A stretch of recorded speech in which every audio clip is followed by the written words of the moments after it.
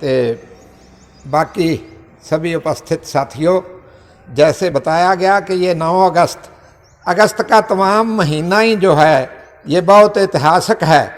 अब 1 अगस्त गुजर गई, 1920 1 अगस्त को 100 साल हो गया लोकमान्य तिलक, उनकी पहली मृत्यु शताब्दी। लोकमान्य तिलक 1905 में उनको प्रेस एक्ट के तहत 6 वर्ष की कैद की गई। लेनिन ने वहाँ रूस में उन दिनों अपने अखबार इस्क्रा में उस गिरफ्तारी पर लिखा कि हिंदुस्तान का आवाम उठ रहा है, मजदूर जाग रहा है। वो मजदूरों के संगठन के लिए भी तिलक बहुत ललायत थे, यत्नशील रहते थे। 1 अगस्त 6 अगस्त हिरोशिमा 1945 पहला एटम बम वहाँ गिराया गया। और फिर उसके बाद 9 अगस्त को नागासाकी, दोनों शहरों में जापान परमाणु युद्धों के खिलाफ आम लोगों की जो जन भावना इन दोनों हादसों के बाद तेजी से विकसित हुई। और द्वितीय विश्व युद्ध की समाप्ति के बाद विश्व के मानचित्र पर दुनिया के नक्शे ते ये आपां वेख्या कि अमन लहर बड़ी तेजी दे नाल उठी, उहदा लम्मा चौड़ा असर रहा। 9 अगस्त जिहड़ा दिन भारत छड्डो, दरअसल जदों असीं देश की आज़ादी की गल करते हैं, एक गल मैं आज़ादी अंदोलन के संबंध में किते भी बोलां, मैं समझदा कि ये सानू हर थां ते हर वक्त नूं सही सोच रखण वालियां नूं ये स्पष्ट करनी चाहिदी है। कोई लल्लू पंजू उठ के बोलेगा जी 900 साल की गुलामी बाद देश 15 अगस्त 1947 को आज़ाद होया, कोई 900 साल की गुलामी नहीं, सिर्फ 200 साल की गुलामी सी। 1757 च प्लासी की लड़ाई ईस्ट इंडिया कंपनी ने जीती और बंगाल, बिहार, उड़ीसा तिन्ना प्रांतां की दीवानी उन्हां दे कोल आ गई। उस तो बाद बाकी देश दे विच उन्हां दा पसारा वधिया, अपने ढंग नाल फुट पाओ ते राज करो। एक रजवाड़े नूं दूजे रजवाड़े नाल लड़ाया। वो कहंदे ने ये 800 साल जिन्हों वो खारज करते हैं विचों साडे सांझे इतिहास नूं, सभ्याचार नूं, कि ये तां जी कदे खिलजी सन, कदे गुलाम सन, कदे तुगलक सन, कदे मुगल सन। और ये खिलजी, गुलाम, तुगलक, मुल्क ये किवें सन? कदे इत्थे आर्यन आए, कदे इत्थे हुण आए, कदे इत्थे सिथियन आए, कदे इत्थे गुर्जर आए, कदे इत्थे प्रतिहार आए, कदे इत्थे कुशान आए। तो वो सारे दे सारे ही इस मिट्टी च वस गए। बाबर इत्थों पंडा बन के मध्य एशिया च लैके नहीं गया किसी चीज़ दियां भी। और वो सारा कुछ जो इस धरती चों उन्होंने हासिल किया वो इस मुल्क वास्ते ला दिता। और जिहड़ी राष्ट्रीयता की भावना का ढंडोरा पिट के अज अल्पसंख्यकां ते हमला किया जा रहा है, उस राष्ट्रीयता की भावना वेखनी है तो साडे इन्हां मुगल बादशाहां च वेखी जा सकती है।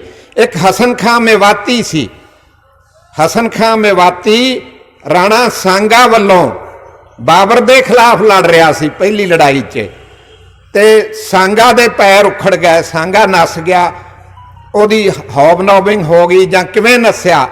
किसी ने हसन खां नूं आख्या कि सांगा तो गया, चले अपन भी भाग चले। तो ओदा जवाब सी, मैं सांगा के लिए नहीं वतन के लिए लड़ रहा हूँ।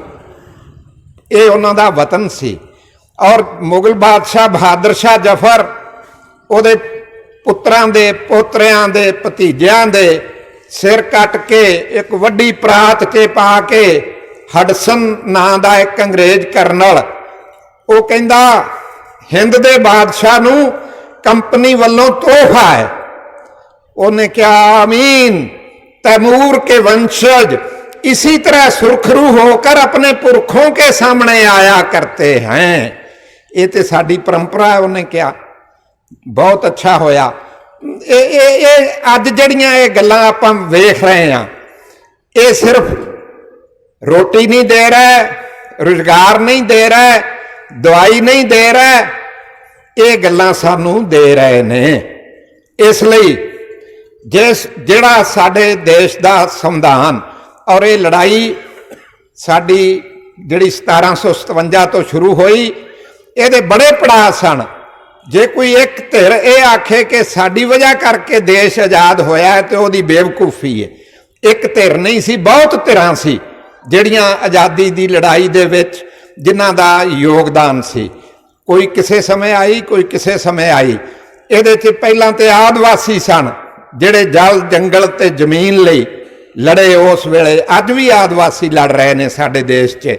ਬੰਗਾਲ ਤੇ ਬਿਹਾਰ ਦੀ ਜਿੱਥੇ ਹੱਦ ਹੈ ਉੱਥੇ ਸੰਥਾਲ ਪਰਗਣਾ, ਤਿਲਕਾ ਮਾਂਝੀ ਉਹਨਾਂ ਦਾ ਨੇਤਰਤਵ, ਸੰਨਿਆਸੀਆਂ ਦੀ ਬਗਾਵਤ, ਸੰਥਾਲਾਂ ਦੀ ਬਗਾਵਤ, ਇਸ ਤਰ੍ਹਾਂ ਦੀਆਂ ਆਦਿਵਾਸੀਆਂ ਦੀਆਂ ਬਗਾਵਤਾਂ, ਫਿਰ ਛੋਟੀਆਂ ਛੋਟੀਆਂ ਕਿਸਾਨਾਂ ਦੀਆਂ ਬਗਾਵਤਾਂ, ਨਿੱਕੇ ਨਿੱਕੇ ਜਿਹੜੇ ਛੋਟੀਆਂ ਰਿਆਸਤਾਂ ਸੀ ਜਿਹੜੀਆਂ ਅੰਗਰੇਜ਼ਾਂ ਨੇ ਹੜੱਪ ਲਈਆਂ, ਉਹਨਾਂ ਦੇ ਰਾਜਿਆਂ ਵੱਲੋਂ ਬਗਾਵਤਾਂ। ਔਰ 1857 ਦਾ ਸਿਪਾਹੀ ਵਿਦਰੋਹ, ਸਿਪਾਹੀ ਵਰਦੀ ਧਾਰੀ ਕਿਸਾਨ ਸਨ। ਮਾਰਕਸ ਕਹਿੰਦਾ ਸੀ ਕਿ ਇਹ ਕਿਸਾਨਾਂ ਦੇ ਪੁੱਤਰ ਨੇ ਜਿਹੜੇ ਅੰਗਰੇਜ਼ਾਂ ਦੇ ਖਿਲਾਫ ਲੜ ਰਹੇ ਨੇ। ਔਰ ਇਹ ਸਾਡੇ ਬਹੁਤ ਸਾਰੇ ਇਤਿਹਾਸਕਾਰ ਉਹ ਇਹ ਸੋਚ ਕੇ ਉਹਨੂੰ ਹਿੰਦੂ ਮੁਸਲਿਮ ਰੰਗ 'ਚ ਰੰਗਣਾ ਕਿ ਬਹਾਦਰ ਸ਼ਾਹ ਜ਼ਫਰ ਲੜ ਰਿਹਾ ਸੀ, ਨੇਤਾ ਉਹ ਸੀ। ਨਹੀਂ, ਬਹਾਦਰ ਸ਼ਾਹ ਜ਼ਫਰ ਵੀ ਲੜ ਰਿਹਾ ਸੀ, ਤਾਂਤੀਆ ਟੋਪੀ ਵੀ ਲੜ ਰਹੀ ਸੀ, ਰਾਣੀ ਝਾਂਸੀ ਵੀ ਲੜ ਰਹੀ ਸੀ, ਕੁੰਵਰ ਸਿੰਘ ਵੀ ਲੜ ਰਿਹਾ ਸੀ, ਬਹੁਤ ਸਾਰੇ। ਔਰ ਬਹੁਤ ਸਾਰੇ ਉਸ ਵੇਲੇ ਅੰਗਰੇਜ਼ਾਂ ਦੇ ਨਾਲ ਵੀ ਸਨ, ਖਾਸ ਕਰਕੇ ਸਾਰੀਆਂ ਰਾਜਸਥਾਨ ਦੀਆਂ ਰਿਆਸਤਾਂ, ਸਾਰੀਆਂ ਸਾਡੀਆਂ ਫੋਲਕੀਆਂ ਰਿਆਸਤਾਂ ਪੰਜਾਬ ਵਾਲੀਆਂ, ਇਹ ਸਾਰੇ ਉਸ ਲੜਾਈ 'ਚ ਅੰਗਰੇਜ਼ਾਂ ਦੇ ਪੱਖ ਵਿੱਚ ਸਨ। ਸੋ ਇਹ ਧਿਰਾਂ ਸਨ। ਕਿਹੜੀਆਂ ਧਿਰਾਂ ਕਿਸ ਵੇਲੇ ਕਿਹੜੇ ਪੈਂਤੜੇ 'ਤੇ ਸਨ। ਉਸ ਤੋਂ ਬਾਅਦ ਹੋਰ ਅੰਦੋਲਨ ਚੱਲੇ ਪੰਜਾਬ 'ਚ। ਕੂਕਾ ਲਹਿਰ, ਇਹਦਾ ਬਾਹਰਲਾ ਜੁੱਸਾ ਧਾਰਮਿਕ ਹੈ ਪਰ ਇਹਦੀ ਗਿਰੀ ਫੋਲਾਂਗੇ ਤਾਂ ਸਿਆਸੀ ਹੈ। ਵਿਦੇਸ਼ਾਂ ਨਾਲ ਸੰਬੰਧ ਕਾਇਮ ਕੀਤੇ ਉਸ ਵੇਲੇ, ਏਸ਼ੀਅਨ ਤਾਕਤਾਂ ਨੂੰ, ਨੇਪਾਲ ਨੂੰ, ਕਾਬਲ ਨੂੰ, ਮੱਧ ਏਸ਼ੀਆ ਨੂੰ, ਇੱਥੋਂ ਤੱਕ ਆਪਣੇ ਏਲਚੀ ਭੇਜੇ ਨਾਮਧਾਰੀ ਗੁਰੂ ਰਾਮ ਸਿੰਘ ਹੋਰਾਂ ਨੇ।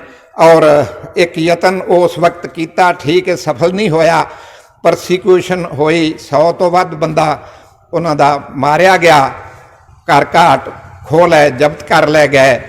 1905-7 'ਚ ਪਗੜੀ ਸੰਭਾਲ ਜੱਟਾ, ਸ਼ਹੀਦ ਭਗਤ ਸਿੰਘ ਦੇ ਚਾਚਾ ਸਰਦਾਰ ਅਜੀਤ ਸਿੰਘ, ਲਾਲਾ ਲਾਜਪਤ ਰਾਏ ਔਰ ਪ੍ਰਵਾਸੀ ਭਾਰਤੀ ਜਿਹੜੇ ਵਿਦੇਸ਼ਾਂ ਵਿੱਚ ਰੋਟੀ ਰੋਜੀ ਕਮਾਉਣ ਗਏ ਸੀ, ਜਦੋਂ ਉੱਥੇ ਵੇਖਿਆ ਕਿ ਸਾਡੀਆਂ ਸਾਰੀਆਂ ਮੁਸ਼ਕਲਾਂ ਦਾ ਕਾਰਨ ਸਾਡੀ ਗੁਲਾਮੀ ਹੈ, ਤਾਂ ਉਹਨਾਂ ਨੇ ਆਪਣੇ ਦੇਸ਼ ਵਿੱਚ ਜਾ ਕੇ ਪਹਿਲੇ ਸੰਸਾਰ ਜੰਗ ਦੇ ਦਿਨਾਂ 'ਚ ਅੰਗਰੇਜ਼ਾਂ ਨੂੰ ਕੱਢਣ ਵਾਸਤੇ ਯਤਨ ਕੀਤੇ। ਰੌਲਟ ਐਕਟ ਬਣਿਆ, ਜਲਿਆਂਵਾਲਾ ਬਾਗ ਦਾ ਸਾਕਾ ਵਾਪਰਿਆ। ਫਿਰ ਉਸ ਤੋਂ ਬਾਅਦ ਇੱਕ ਵੱਡਾ ਆਭਾਰ ਗਾਂਧੀ ਸਾਡੇ ਸੀਨ 'ਤੇ ਪ੍ਰਗਟ ਹੋਏ। ਔਰ ਮਹਾਤਮਾ ਗਾਂਧੀ ਹਿੰਦੁਸਤਾਨ ਦੀ ਕੌਮੀ ਸਰਮਾਏਦਾਰੀ ਦੇ ਆਗੂ ਸਨ। ਉਹਨਾਂ ਦੇ ਕੁਝ ਅੱਛੇ ਗੁਣ ਵੀ ਸਨ ਔਰ ਕੁਝ ਪਿੱਛੇ ਖਿੱਚੂ ਵੀ ਸਨ। ਇਸ ਲਈ ਇਤਿਹਾਸ ਵਿੱਚ ਉਤਰਾ ਚੜ੍ਹਾਅ ਆਉਂਦੇ ਰਹੇ। ਰਿਆਸਤਾਂ ਦੇ ਲੋਕ ਆਪਣੇ ਗੁਆਂਢ, ਆਪਣੇ ਤੱਕ ਵੀ ਕਈ ਵਾਰ ਇੱਥੇ ਕਦੀ ਨਾਭੇ ਵਾਲਿਆਂ ਦਾ, ਕਦੀ ਪਟਿਆਲੇ ਵਾਲਿਆਂ ਦਾ, ਉਹਨਾਂ ਦਾ ਇਸ ਇਲਾਕੇ 'ਤੇ ਆ ਜਾਂਦਾ ਸੀ। ਉਹਨਾਂ ਦੇ ਖਿਲਾਫ ਲੋਕ ਲੜੇ। ਔਰ ਫਿਰ ਮਹਾਤਮਾ ਗਾਂਧੀ ਦੇ ਉਹਦੀ ਵੱਡੀ ਖੂਬੀ ਇਹ ਸੀ ਕਿ ਉਹਨੇ ਉਸ ਸਮੇਂ ਦੇਸ਼ ਨੂੰ ਇੱਕ ਸੂਤਰਬੱਧ ਕੀਤਾ, ਇੱਕ ਮੰਚ 'ਤੇ ਲਿਆਂਦਾ। ਔਰ ਇਹ ਆਜ਼ਾਦੀ ਦੀ ਲੜਾਈ ਜਿਹੜੀ ਪਹਿਲੇ ਸੰਸਾਰ ਜੰਗ 'ਚ ਗਾਂਧੀ ਨੇ ਮਦਦ ਕੀਤੀ, ਇਸ ਆਸ ਨਾਲ ਕਿ ਇਹ ਜਿੱਤਣਗੇ ਤਾਂ ਸਾਡੇ ਗਲੋਂ ਰੱਸੀ ਲਾ ਦੇਣਗੇ, ਉਹ ਸਿਰੇ ਨਹੀਂ ਚੜ੍ਹੀ। ਦੂਜਾ ਸੰਸਾਰ ਜੰਗ 'ਚ ਹਿੰਦੁਸਤਾਨ ਦੇ ਲੋਕ ਵੇਰ ਗਏ।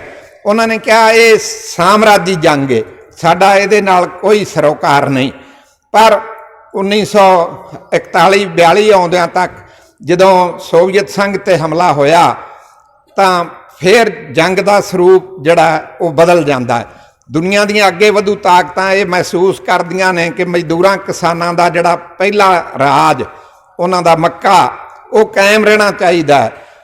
ਕਾਂਗਰਸ ਦੇ ਪ੍ਰਸਤਾਵ ਉਸ ਵੇਲੇ ਜਿਹੜੇ ਉਹਨਾਂ ਨੇ ਕੀਤੇ ਕਿ ਚੀਨ ਤੇ ਰੂਸ ਦੇ ਉਹਨਾਂ ਦੀ ਰਾਖੀ 'ਚ ਵਿਘਨ ਨਹੀਂ ਪੈਣਾ ਚਾਹੀਦਾ। ਖੈਰ, ਇਹ ਕਰਦਿਆਂ ਕਰਾਉਂਦਿਆਂ 8 ਅਗਸਤ 1942 ਨੂੰ ਮਹਾਤਮਾ ਗਾਂਧੀ ਨੇ ਡੂ ਆਰ ਡਾਈ, ਕਰੋ ਜਾਂ ਮਰੋ, ਭਾਰਤ ਛੱਡੋ। ਔਰ ਇਹ ਉਹਨਾਂ ਦੇ ਦਾਅ ਪੇਚ ਸੀ ਕਿ ਜੇ ਤੇ ਅੰਗਰੇਜ਼ ਸਾਡੀ ਕੌਮੀ ਸਰਕਾਰ ਬਣਾ ਲੈਣ ਤਾਂ ਜੰਗ ਵਿੱਚ ਉਹਨਾਂ ਦੀ ਮਦਦ ਕੀਤੀ ਜਾ ਸਕਦੀ ਹੈ ਫਾਸਿਸਟਾਂ ਨੂੰ ਹਰਾਉਣ ਲਈ। 8 ਨੂੰ ਇਹ ਐਲਾਨ ਆਇਆ, 9 ਨੂੰ ਸੁਬਾਹ ਤੱਕ ਸਾਰੇ ਵੱਡੇ ਆਗੂ ਗ੍ਰਿਫਤਾਰ ਹੋ ਗਏ। ਔਰ ਉਹਨਾਂ ਆਸਫ ਅਲੀ ਨਾਲ ਬਾਅਦ ਵਿੱਚ ਉਹ ਸ਼ਾਦੀ ਕਰਾਉਂਦੀ। ਉਸ ਲੜਕੀ ਨੇ ਬੰਬਈ ਦੇ ਇੱਕ ਮੈਦਾਨ 'ਚ ਅੱਜ ਦੇ ਦਿਨ ਝੰਡਾ ਲਹਿਰਾਇਆ ਔਰ ਇਹ ਅੰਦੋਲਨ ਜ਼ੋਰ ਫੜ ਗਿਆ।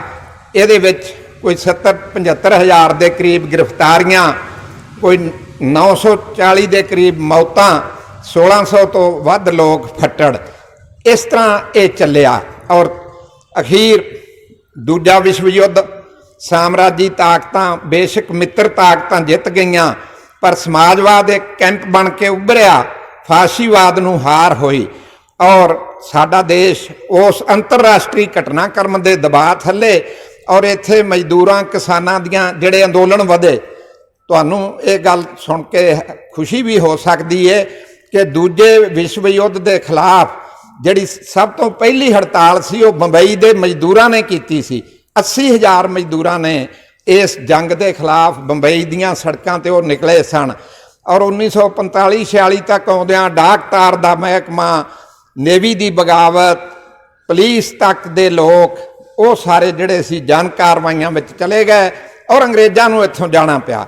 15 ਅਗਸਤ 1947 ਨੂੰ ਦੇਸ਼ ਰਾਜਨੀਤਿਕ ਤੌਰ ਤੇ ਔਰ 26 ਜਨਵਰੀ 1950 ਨੂੰ ਗਣਤੰਤਰ, ਭਾਰਤੀ ਗਣਤੰਤਰ ਦੇ ਸਤੰਭ ਕਿਹੜੇ ਨੇ? ਇਹ ਗਣਤੰਤਰ ਕਾਹਦੇ ਤੇ ਟਿਕਿਆ? ਪਹਿਲਾ ਸਤੰਭ ਹੈ ਜਨਵਾਦ, ਡੈਮੋਕ੍ਰੇਸੀ, ਜਮਹੂਰੀਅਤ। ਦੂਜਾ ਸਤੰਭ ਹੈ ਸੈਕੂਲਰਿਜ਼ਮ, ਧਰਮ ਨਿਰਪੱਖਤਾ, ਕਿ ਰਾਜ ਦਾ ਤੇ ਧਰਮ ਦਾ ਕੋਈ ਸੰਬੰਧ ਨਹੀਂ। ਔਰ ਤੀਜਾ ਸਮਾਜਵਾਦ, ਸਮਾਜਵਾਦੀ ਜੀਵਨ ਮੁੱਲ। ਵਿਧਾਨ ਦੇ ਵਿੱਚ ਜਿਹੜੇ ਡਾਇਰੈਕਟਿਵ ਪ੍ਰਿੰਸੀਪਲਜ਼ ਨੇ ਉਹਨਾਂ ਨੂੰ ਜੇ ਪੜ੍ਹ ਕੇ ਵੇਖਿਆ ਜਾਏ, ਉਹਨਾਂ 'ਚ ਇਹ ਦਰਜ ਕਿ ਆਰਥਿਕ ਅਸਮਾਨਤਾ ਰੋਕੀ ਜਾਏਗੀ। ਔਰ ਹੁਣ ਆਰਥਿਕ ਅਸਮਾਨਤਾ ਦੀ ਜੇ ਆਪਾਂ ਗੱਲ ਕਰੀਏ, ਸਾਲ ਸਵਾ ਸਾਲ ਪਹਿਲਾਂ ਮੁਕੇਸ਼ ਅੰਬਾਨੀ ਦੁਨੀਆ ਦੇ 13 ਵੱਡੇ ਅਮੀਰਾਂ 'ਚੋਂ ਇੱਕ ਸੀ। ਦੁਨੀਆ ਦੇ ਜਿਹੜੇ 20 ਵੱਡੇ ਅਮੀਰ ਸੀ ਉਹਨਾਂ 'ਚੋਂ ਇਹਦਾ 13ਵਾਂ ਨੰਬਰ ਸੀ ਸਵਾ ਸਾਲ ਪਹਿਲਾਂ। ਐਤਕੀ 22 ਜੂਨ ਨੂੰ ਦੁਨੀਆ ਦੇ 20 ਤੋਂ ਤਿਲਕ ਕੇ 10 ਜਿਹੜੇ ਸੀ ਵੱਡੇ, ਉਹਨਾਂ 10 'ਚ ਇਹਦਾ 9ਵਾਂ ਨੰਬਰ ਆ ਗਿਆ। ਔਰ ਉਸ ਤੋਂ ਬਾਅਦ ਇਹਦਾ ਧਨ ਦੌਲਤ ਪਿਛਲੇ ਥੋੜੇ ਸਮੇਂ ਦੇ ਵਿੱਚ 3 ਗੁਣਾ ਵੱਧ ਗਿਆ। ਕਾਰਖਾਨੇ ਤਾਂ ਕਰੋਨਾ ਕਰਕੇ ਚੱਲਦੇ ਨਹੀਂ ਸਨ ਔਰ ਉਤਪਾਦਨ ਤਾਂ ਰੁਕਿਆ ਸੀ, ਉਹਨਾਂ ਕੁ ਹੋ ਰਿਹਾ ਸੀ। ਇਹਦੇ ਕੋਲ ਕਿਹੜਾ ਜਾਦੂ ਦਾ ਮੰਤਰ ਸੀ ਜਿਹਦੇ ਨਾਲ ਮੁਕੇਸ਼ ਅੰਬਾਨੀ ਨੇ ਆਪਣੀ ਦੌਲਤ 3 ਗੁਣਾ ਕਰ ਲਈ? ਉਹ ਮੰਤਰ ਸੀ ਬੈਂਕ। ਬੈਂਕਾਂ ਤੋਂ ਲਿਆ ਰਿਣ ਜਿਹੜਾ ਮੋੜਨਾ ਨਹੀਂ, ਜਿਹੜਾ ਵੱਟੇ ਖਾਤੇ ਚਲਾ ਜਾਂਦਾ ਹੈ। ਉਹ ਮੰਤਰ ਸੀ ਇਨਕਮ ਟੈਕਸ, ਜਿਹਦੇ ਆਪਣੇ ਹਿੱਸੇ ਦੇ ਜਿੰਨੇ ਪੈਸੇ ਬਣਦੇ ਸੀ ਉਹ ਨਹੀਂ ਸੀ ਦੇਣੇ। ਔਰ ਪਾੜਾ ਇੰਨਾ ਵੱਧ ਗਿਆ ਕਿ ਇੱਕ ਪਾਸੇ ਦੇਸ਼ ਦਾ ਸਾਰਾ ਜਿਹੜਾ ਬਜਟ ਹੁੰਦਾ ਔਰ ਇਸ ਬਜਟ ਨਾਲੋਂ 4 ਬੰਦੇ ਜਿਹੜੇ ਨੇ ਉਹਨਾਂ ਦੀ ਆਮਦਨੀ, ਦੇਸ਼ ਦੇ ਜਿਹੜੇ ਚੋਟੀ ਦੇ 4 ਬੰਦੇ, ਸਾਰੇ ਹਿੰਦੁਸਤਾਨ ਦੇ ਬਜਟ ਤੋਂ ਵੱਧ ਉਹਨਾਂ ਕੋਲ। ਇਹ ਵਿਕਾਸ ਦਾ ਤਰੀਕਾ ਸੀ। ਇਸ ਲਈ ਸੰਵਿਧਾਨ ਨੇ ਜਿਹੜੇ ਮੁੱਲ ਦਰਜ ਕੀਤੇ ਸੀ ਕਿ ਜਿੱਧਰ ਅਸੀਂ ਦੇਸ਼ ਨੂੰ ਲੈ ਕੇ ਜਾਵਾਂਗੇ, ਜੇ ਉਹਨਾਂ ਦੇ ਮੁਤਾਬਕ ਚੱਲਿਆ ਜਾਂਦਾ ਤਾਂ ਅੱਜ ਆਹ ਤਰਸਯੋਗ ਹਾਲਤ ਨਾ ਹੁੰਦੀ, ਮਹਿੰਗਾਈ ਦੀ ਦਰ ਇੰਨੀ ਨਾ ਵੱਧਦੀ, ਕਿਸਾਨ ਆਤਮ ਹੱਤਿਆ ਨਾ ਕਰਦੇ ਔਰ ਮਜ਼ਦੂਰ ਬਿਨਾਂ ਕੰਮ ਤੋਂ ਚੌਂਕਾਂ ਦੇ ਵਿੱਚ ਖਲੋ ਕੇ ਆਪਣੀ ਕਿਰਤ ਦੀਆਂ ਬੋਲੀਆਂ ਨਾ ਲਵਾਉਂਦੇ, ਜੇ ਇਹਨੂੰ ਠੀਕ ਢੰਗ ਨਾਲ ਚਲਾਇਆ ਜਾਂਦਾ। ਪਰ ਸਾਥੀਓ, ਸਮੱਸਿਆਵਾਂ ਬਹੁਤ ਨੇ। ਖਾਸ ਕਰਕੇ ਜਦੋਂ ਤੋਂ ਮੋਦੀ ਸਰਕਾਰ ਆਈ, ਮੋਦੀ ਸਰਕਾਰ, ਇਹਦੀ ਮਾਂ, ਇਹਦੀ ਪਾਰਟੀ ਭਾਰਤੀ ਜਨਤਾ ਪਾਰਟੀ, ਇਹਨਾਂ ਦੀ ਮਾਂ ਆਰਐਸਐਸ 1925 'ਚ ਬਣੀ ਹਿੰਦੁਸਤਾਨ 'ਚ। ਜਦੋਂ ਦੇਸ਼ ਆਜ਼ਾਦੀ ਦੀ ਲੜਾਈ ਲੜ ਰਿਹਾ ਸੀ, ਇਹ ਉਸ ਸਮੇਂ ਅੰਗਰੇਜ਼ਾਂ ਦੀ ਚਾਕਰੀ ਕਰ ਰਹੇ ਸਨ। ਇਹ ਕਹਿੰਦੇ ਸੀ ਕਿ ਦੇਸ਼ ਆਜ਼ਾਦ ਹੋਇਆ आज़ाद होने तो पहला मुसलमानों का राज सी। अंग्रेज आए ना तो चंगा किया, मुसलमानों नूं कुट्टिया, मुसलमानों नूं कुट्टिया तो भाई हिंदुआं का तो लिहाज नहीं किया उन्हां, सारे देश नूं कुट्टिया। वो कोई हिंदू का मसला नहीं सी, मुसलमान का मसला नहीं सी। पर वो आ जिहड़ी 9 अगस्त भारत छड्डो अंदोलन है, जिहड़े मानयोग साबका प्रधानमंत्री अटल बिहारी वाजपेयी, मध्य प्रदेश की कोई किसी जंगल की कोई चौंकी है, उस चौंकी नूं भारत छड्डो ते कुछ मुंडियां ने अग लाई और वाजपेयी जी बाद से मुखबरी की, उन्हां नूं गिरफ्तार करवाया। अज जिहड़े वीर सावरकर दे नां ते वो हवाई अड्डा काले पानी का, जिथे बाबा सोहण सिंह भकना वर्गे 30 साल जिन्हां ने कट्टे, 15 घट्टो घट, जिथे मास्टर चित्र सिंह वर्गे जिन्होंने 7 साल सूरज नहीं विखाया गया, पिंजरे च बंद रखा गया। अमृतसर खालसा कॉलेज के अंग्रेज प्रिंसीपल ते कातलाना हमला किया सी मास्टर चित्र सिंह ने, अंबाले जिले के सन किसी पिंड दे। तां ओ देश भगत सारे छड्ड के ते वीर सावरकर ठीक है किसी समय वो देश लिए लड़े, पर 1920 तो बाद उन्होंने इन्ने माफ़ीनामे ने कि वो सारे पढ़िए तो शर्म आती है। वो उन्होंने नाम ते वो अड्डे, उन्होंने भारत रतन ते होर सारियां ये तजवीज़ां, दरअसल RSS का जिहड़ा छिपया एजेंडा जिन्हों असीं कहने आ, वो इनू हिंदू राष्ट्र बना दिता जाए। हिंदू राष्ट्र बनने नाल साडे हिंदू भाइयों के घरां 'च कोई कणक दीयां बोरियां नहीं डिग पैणियां, उन्हां दे बूहे अगे कोई दुधारू मੱਝਾਂ गाइयां नहीं वध जाणियां, उन्हां दे बच्चे कोई वड्डे अफसर नहीं बण जाने। वो सिर्फ एक उन्होंने सांत्वना दे के जां एक लारा ला के इस किस्म का, इसलिए जिहड़े नान इशू सी, जिहड़े कोई मसले ही नहीं सी, उन्होंने मसला बनाया गया। 500 साल पहला बाबरी मस्जिद बनी, किन्ने बनाई, किवें बनाई, किहड़ियां हालतां 'च बनाईयां, मंदिर तोड़े। मंदिर ते साडा हिंदू राजा हर्ष है, कश्मीर के जिन्ने मंदिर उन्हें तोड़े ने। राज तरंगणी पढ़ के वेखो, कल्लण कवि की जिहड़ी किताब, उहदे 'च हर्ष वालों तोड़े मंदिरां दा, क्योंकि मंदिरां 'च धन दौलत सी, सोना चांदी सी। जिहड़े भी राजे आउंदे सी, राजे की रुचि धन 'च हुंदी सी।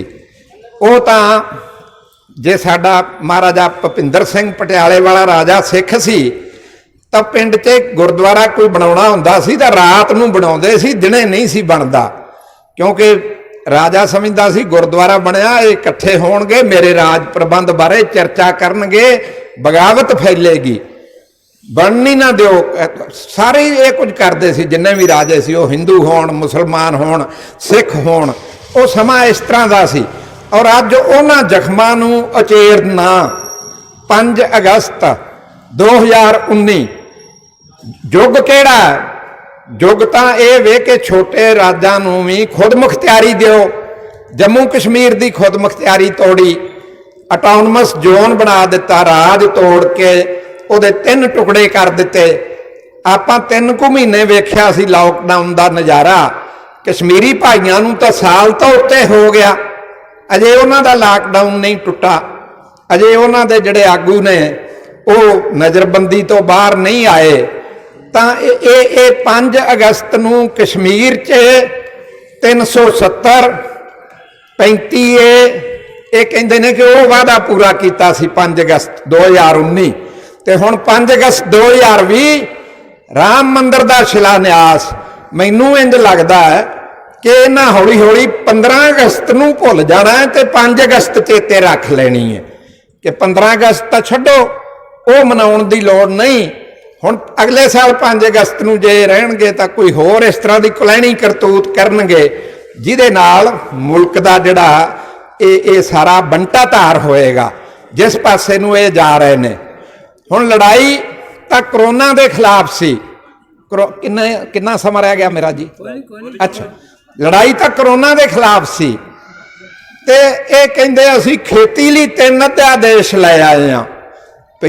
करोना ते काबू पाउण लई जून दे पहले हफ्ते च जिहड़ा पैकेज ऐलान होया ਉਹਦੇ 'ਚ 3 ਆਰਡੀਨੈਂਸ ਖੇਤੀਬਾੜੀ ਵਾਲਿਆਂ ਲਈ ਕੱਢ ਲੈ। ਨਾ ਲੰਮੇ ਚੌੜੇ ਨੇ, ਉਹਨਾਂ ਦੀ ਇੱਕ ਜਿਹੜਾ ਉਹ ਖੇਤੀ ਵਸਤਾਂ ਤੇ ਉਪਜ, ਇੱਕ ਫਿਰ ਉਹਨਾਂ ਦਾ ਮੰਡੀਕਰਨ ਤੇ ਉਹਨਾਂ ਦੀਆਂ ਕੀਮਤਾਂ ਤੇ ਸਹਾਇਕ ਧੰਦੇ, ਇੱਕ ਜ਼ਰੂਰੀ ਵਸਤੂਆਂ ਅਧਿਨਿਯਮ, ਉਹਦੇ 'ਚ ਸੋਧ। ਇਹ 3 ਕਾਲੇ ਕਾਨੂੰਨ ਅਸੀਂ ਇਹਨਾਂ ਨੂੰ ਕਹਿੰਦੇ ਹਾਂ। ਸਾਡਾ ਦੇਸ਼ ਕਿਸ ਤਰ੍ਹਾਂ ਦਾ ਹੈ? ਉਹ ਨਾਗਾਲੈਂਡ ਵਾਲੇ ਨਾਗੇ ਨੇ, ਜਿਹੜੇ ਪੁਰਾਣੇ ਨਾਗੇ, ਕਦੇ ਬਹੁਤ ਪਹਿਲਾਂ ਉਹਨਾਂ ਦੇ ਪੂਰਵਜ ਸ਼ਾਇਦ ਨੰਗੇ ਵੀ ਰਹਿੰਦੇ ਹੋਣਗੇ, ਆਪਣੇ ਵੀ ਨਾਗੇ ਸਾਧ ਪਿੰਡਾਂ 'ਚ ਵੀ ਫਿਰਦੇ ਸੀ। ਕੋਈ ਵਕਤ ਸੀ ਉਹ ਨਾਗਾ ਟਰਾਈਬ ਹੈ। ਚਲੋ ਜ਼ਿਆਦਾ ਈਸਾਈ ਨੇ, 6-7 ਰਿਆਸਤਾਂ ਨੇ ਈਸਾਈ ਨੇ। ਕੇਰਲਾ 'ਚ ਵੀ ਕਾਫੀ ਸੰਖਿਆ 'ਚ ਈਸਾਈ ਭਾਈਚਾਰਾ ਹੈ। ਜੰਮੂ ਕਸ਼ਮੀਰ ਮੁਸਲਿਮ ਬਹੁ ਗਿਣਤੀ ਦਾ ਹੈ। ਪੰਜਾਬ 'ਚ ਸਿੱਖ ਵਸੋਂ ਦੀ ਗਿਣਤੀ ਜ਼ਿਆਦਾ ਹੈ। ਬਾਕੀ ਦੇਸ਼ ਹਿੰਦੂ ਭਾਈਚਾਰੇ ਦਾ ਹੈ। ਆਪਾਂ ਪੰਜਾਬੀ ਬੋਲਦੇ ਹਾਂ, ਰਾਜਕੁਮਾਰ ਬਾਗੜੀ ਬੋਲਦੇ ਨੇ, ਇੱਧਰ ਰਾਜਸਥਾਨੀ ਵਾਲੇ ਨੇ, ਥੱਲੇ ਤਾਮਿਲ, ਤੇਲਗੂ, ਮਲਿਆਲਮ, ਕੰਨੜ, ਉੜੀਆ, ਮਰਾਠੀ, ਬੰਗਲਾ, ਵੱਖ-ਵੱਖ ਭਾਸ਼ਾਵਾਂ। ਇੰਨੇ ਬੰਦਿਆਂ ਨੂੰ ਇੱਕ ਬੰਦਾ ਗਵਰਨ ਨਹੀਂ ਕਰ ਸਕਦਾ। ਹਿੰਦੁਸਤਾਨ ਦੇ ਰਹਿਬਰਾਂ ਨੇ ਜਿਹੜਾ ਸਾਡੇ ਲਈ ਢਾਂਚਾ ਬਣਾਇਆ, ਉਹਨਾਂ ਆਖਿਆ ਪਾਰਲੀਮੈਂਟਰੀ ਡੈਮੋਕ੍ਰੇਸੀ ਤੇ ਫੈਡਰਲ ਸਟਰਕਚਰ, ਇਹ 2 ਚੀਜ਼ਾਂ ਜੁੜੀਆਂ ਨੇ ਇੱਕ ਦੂਜੀ ਨਾਲ, ਕਿ ਇੱਕ ਪਾਰਲੀਮੈਂਟ ਹੋਵੇ, ਅਮਰੀਕਾ ਦਾ ਰਾਸ਼ਟਰਪਤੀ ਸਿੱਧਾ ਚੁਣਿਆ ਜਾਂਦਾ ਹੈ, ਉਹ ਇਹ ਪ੍ਰਧਾਨਗੀ ਤਰਜ ਦੀ ਸਰਕਾਰ, ਤੇ ਪ੍ਰਧਾਨਗੀ ਤਰਜ ਦੀ ਸਰਕਾਰ ਆਮ ਬੰਦਾ ਉਹਦੇ 'ਚ ਨਿਭ ਨਹੀਂ ਸਕਦਾ। ਜਿਹਨੂੰ ਕਾਰਪੋਰੇਟ ਚਾਹੇਗਾ ਉਹ ਨਿਭੇਗਾ। ਸਾਡਾ ਦੇਸ਼ ਪਾਰਲੀਮੈਂਟਰੀ ਸਿਸਟਮ, ਔਰ ਸਟੇਟ ਲੋਕ ਸਭਾ, ਉਹਦੇ 'ਚ MP ਜਿਹੜੇ ਲੋਕ ਚੁਣਦੇ ਨੇ, ਰਾਜ ਸਭਾ ਸਟੇਟਾਂ ਦੇ ਵੱਖੋ ਵੱਖਰੇ ਨੁਮਾਇੰਦੇ। ਇਹ ਹਰ ਸਾਡੀਆਂ ਭੂਗੋਲਿਕ, ਖੇਤਰੀ, ਭਾਸ਼ਾਈ, ਸੰਪਰਦਾਇਕ, ਇਹ ਵੱਖੋ ਵੱਖਰੀਆਂ ਪਹਿਚਾਣਾਂ ਨੇ, ਔਰ ਸਾਰੇ ਆਪਣੀ ਨੁਮਾਇੰਦਗੀ ਪਾਰਲੀਮੈਂਟ ਦੇ 2 ਹਿੱਸਿਆਂ 'ਚ ਪਾ ਲੈਣ।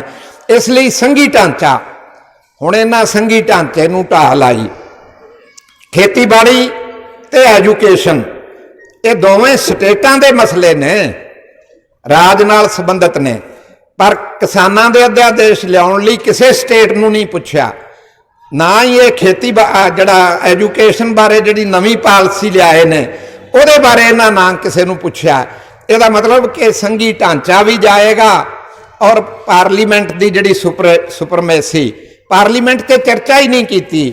ਔਰ 3 ਕਾਨੂੰਨ ਇਸ ਤਰ੍ਹਾਂ ਦੇ ਲੈ ਆਂਦੇ। ਉਹਨਾਂ ਕਾਨੂੰਨਾਂ ਦਾ ਲਬੋ ਲਵਾਬ ਇਹ ਵੇ ਕਿ ਸਾਡੀ ਖੇਤੀ ਨੂੰ ਕਾਰਪੋਰੇਟ ਖੇਤੀ ਵਿੱਚ ਬਦਲਿਆ ਜਾਵੇ। ਅੱਜ ਤੇ ਉਹ ਇਹਨੂੰ ਕੰਟਰੈਕਟ ਖੇਤੀ ਵਿੱਚ ਬਦਲਣਗੇ, ਪਹਿਲੇ ਪੜਾਅ ਦੇ ਤੌਰ ਤੇ ਠੇਕਾ ਖੇਤੀ।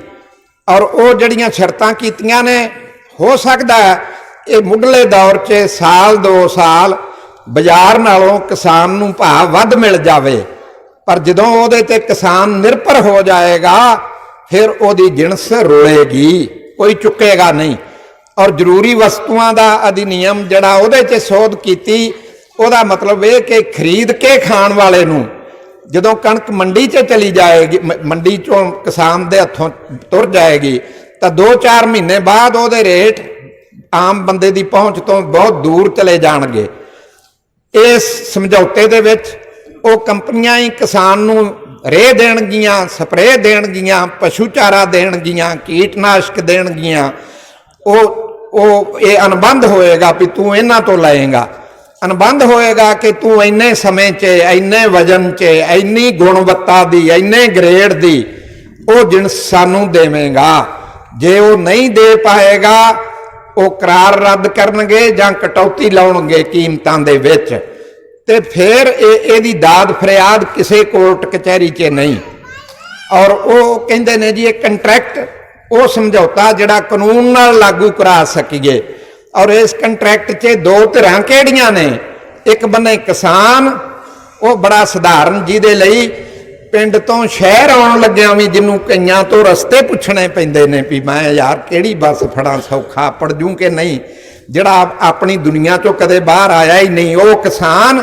ਤੇ ਦੂਜੇ ਬੰਨੇ ਕਾਰਪੋਰੇਟ, ਜਿਹਦੀ ਚਾਕਰੀ 'ਚ ਵੱਡੇ ਵੱਡੇ ਵਕੀਲ, ਵੱਡੇ ਵੱਡੇ ਚਾਰਟਰਡ ਅਕਾਊਂਟੈਂਟ ਜਿਹੜੇ ਉਹਦੀ ਥਾਂ ਤੇ ਭੁਗਤਣ ਲਈ, ਇਹ ਇੱਕ ਗੈਰ ਬਰਾਬਰੀ ਦਾ ਸੌਦਾ ਜਿਹੜਾ ਇਹਨਾਂ ਕਾਨੂੰਨਾਂ ਦੁਆਰਾ ਖੇਤੀਬਾੜੀ ਨੂੰ ਜਿਹੜੇ ਬਘਿਆੜਾਂ ਦੇ ਵੱਸ ਉਹ ਪਾਉਣ ਜਾ ਰਹੇ ਨੇ। ਪਹਿਲਾਂ ਤਾਂ ਹਮਲਾ ਬੋਲਿਆ ਮਜ਼ਦੂਰਾਂ ਤੇ 150 ਸਾਲ ਲੜਦਿਆਂ ਖੂਨ ਡੋਲਦਿਆਂ ਜਿਹੜੇ ਸ਼ਰਮ ਕਾਨੂੰਨ, ਕਿਰਤ ਕਾਨੂੰਨ, ਲੇਬਰ ਲਾਜ ਬਣਾਏ, ਉਹਨਾਂ 38 ਚੋਂ 35 ਤੇ ਕਾਟਾ ਫੇਰ ਦਿੱਤਾ। ਜਿਹੜੀ ਕੰਮ ਦੀ ਦਿਹਾੜੀ ਮਜ਼ਦੂਰ ਤਾਂ ਦੁਨੀਆ ਭਰ 'ਚ ਅੱਜ 6 ਘੰਟੇ ਕੰਮ ਦੀ ਮੰਗ ਵੀ ਕਰ ਰਹੇ ਨੇ, ਹਫ਼ਤਾ 5 ਦਿਨ ਦਾ ਕਰਨ ਦੀਆਂ ਮੰਗਾਂ ਵੀ ਉੱਠਦੀਆਂ ਨੇ ਕਿ 30 ਘੰਟਿਆਂ 'ਚ ਵੀ ਬੰਦਾ ਕਰੇ ਤਾਂ ਬਹੁਤ ਕੁਝ ਕਰ ਲੈਂਦਾ। ਉਹ 8 ਤੋਂ 12 ਘੰਟੇ। ਔਰ ਸਾਰੀਆਂ ਸਟੇਟਾਂ ਜਿਹੜੀਆਂ ਵੀ BJP ਸ਼ਾਸਤ ਜਾਂ ਉਹਨਾਂ ਦੀਆਂ ਹੋਰ ਵੀ ਵੇਖਾ ਵੇਖੀ ਦੂਜੀਆਂ ਨੇ ਵੀ ਉਹਨਾਂ ਕਾਨੂੰਨਾਂ ਵਿੱਚ ਤਬਦੀਲੀਆਂ ਕੀਤੀਆਂ ਪਿਛਲੇ ਸਮੇਂ 'ਚ। ਇਸ ਲਈ ਇਹ ਸਾਰਾ ਕੁਝ ਜੋ ਕੁਝ ਕੀਤਾ ਜਾ ਰਿਹਾ ਹੈ, ਹੁਣ ਇਹ ਰਾਮ ਮੰਦਰ ਲਈ ਜਿੰਨੀ ਕਾਹਲ, ਬਿਹਾਰ ਦੀਆਂ ਚੋਣਾਂ, ਉੱਥੇ ਇਲੈਕਸ਼ਨ ਜਿੱਤਣ ਵਾਸਤੇ ਸੰਵਿਧਾਨ ਦੀਆਂ ਧੱਜੀਆਂ ਉਡਾਉਂਦਿਆਂ ਪ੍ਰਧਾਨ ਮੰਤਰੀ, ਇੱਕ ਸੈਕੂਲਰ ਦੇਸ਼ ਦਾ ਪ੍ਰਧਾਨ ਮੰਤਰੀ, ਇਹ ਉੱਥੇ ਜਾਂਦਾ ਔਰ ਸੰਵਿਧਾਨ ਨਹੀਂ ਰਹੇਗਾ। ਜੇ ਇਹ ਰਹੇ ਤਾਂ ਸੰਵਿਧਾਨ ਨੂੰ ਬਚਾਉਣ ਲਈ, ਆਪਣੇ ਪੂਰਵਜਾਂ ਦੀਆਂ ਕੀਤੀਆਂ ਕੁਰਬਾਨੀਆਂ ਨੂੰ ਜਿਉਂਦਿਆਂ ਰੱਖਣ ਲਈ, ਜਿਹਦੇ ਲਈ ਸਾਡੀਆਂ ਪੀੜ੍ਹੀਆਂ ਦੀਆਂ ਪੀੜ੍ਹੀਆਂ ਕੁਰਬਾਨ ਹੋ ਗਈਆਂ, ਅੱਜ ਫੇਰ ਜਿਸ ਮੋੜ ਤੇ ਲਿਆ ਕੇ ਸਾਨੂੰ ਖੜੇ ਕਰ ਦਿੱਤਾ, ਇਹ ਉਹ ਵੱਡਾ ਇਤਿਹਾਸਕ ਪੜਾਅ ਹੈ। ਜੇ ਇਹ ਵੇਲਾ ਆਪਾਂ ਖੁੰਝ ਗਏ, ਉਹ ਕਹਿੰਦੇ ਨੇ ਕਿ ਜੇ ਮੋਦੀ ਇਸ ਤੋਂ ਬਾਅਦ ਅਗਲੇ ਇਲੈਕਸ਼ਨ 'ਚ ਆਉਂਦਾ ਤਾਂ ਫਿਰ 1 ਸਾਲ ਬਾਅਦ ਭਾਰਤੀ ਜਮਹੂਰੀਅਤ ਦੀ ਪਹਿਲੀ ਸਾਲਗਿਰਾ ਉਹਦੇ ਮਾਤਮ ਦੀ ਮਨਾ ਲਿਓ ਕਿ ਹਿੰਦੁਸਤਾਨ ਦੀ ਕੋਈ ਜਮਹੂਰੀਅਤ ਹੁੰਦੀ ਸੀ, ਕੋਈ ਪਾਰਲੀਮੈਂਟਰੀ ਜਨਵਾਦ ਹੁੰਦਾ ਸੀ, ਕੋਈ ਧਰਮ ਨਿਰਪੱਖਤਾ ਹੁੰਦੀ ਸੀ। ਔਰ ਇਹ ਪੋਂਗਾਪੰਥੀ ਭਰਤੀ ਕਰਨਗੇ ਸਕੂਲਾਂ 'ਚ, IAS ਅਫਸਰਾਂ ਤੱਕ RSS ਲਾਬੀ ਫਿੱਟ ਕਰਨੀ ਸ਼ੁਰੂ ਕਰ ਦਿੱਤੀ ਹੈ, ਬਿਨਾਂ ਇੰਟਰਵਿਊਆਂ ਆਪਣੀ ਕਿਸਮ ਦੀਆਂ, ਬਿਨਾਂ ਕਿਸੇ ਰਿਟਨ ਟੈਸਟ ਤੋਂ। ਇਹ ਇਸ ਤਰ੍ਹਾਂ ਦਾ ਇਹ ਸਾਰਾ ਸਿਲਸਿਲਾ, ਇਹਨੂੰ ਵਿਗਾੜਿਆ ਜਾ ਰਿਹਾ ਹੈ। ਮੈਨੂੰ ਬਾਬਾ ਬਲਵੰਤ ਜੀ ਦੀਆਂ ਉਹ 2 ਤੁਕਾਂ ਯਾਦ ਆ ਰਹੀਆਂ ਨੇ, ਜਾਗ ਮੇਰੇ ਸੋਮਨਾਥ, ਜਾਗ ਮੇਰੇ ਸੋਮਨਾਥ, ਦੇਸ਼ ਤੇਰਾ ਹੋਣ ਵਾਲਾ ਇਹ ਗੁਲਾਮ, ਖੇਤ ਤੇਰੇ ਹੋਣ ਵਾਲੇ ਨੇ ਨਲਾਮ, ਜਾਗ ਮੇਰੇ ਸੋਮਨਾਥ, ਜਾਗ ਮੇਰੇ ਸੋਮਨਾਥ। ਧੰਨਵਾਦ।